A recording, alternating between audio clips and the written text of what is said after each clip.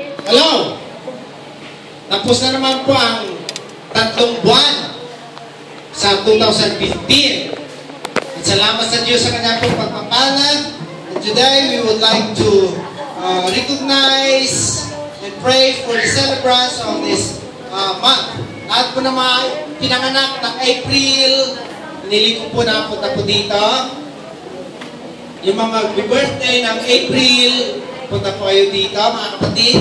Ganon din po yung mga inginasal ng April. Mga wedding anniversaries ng April, punta po kayo dito. Hindi na ba? Mga kasama kong ipinanganak ng April.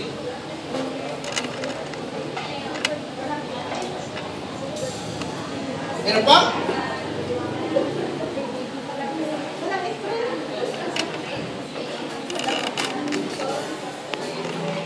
Sino kayo? Mga pinanganak ng April. Praise God, praise God. Salamat at natapos po namin ulit yung matatapos po ulit namin yung 365 days ng aming buhay sa mundong ito at panibagong pagkakataon ng bibigay sa atin ng Panginoon. Praise God, praise God.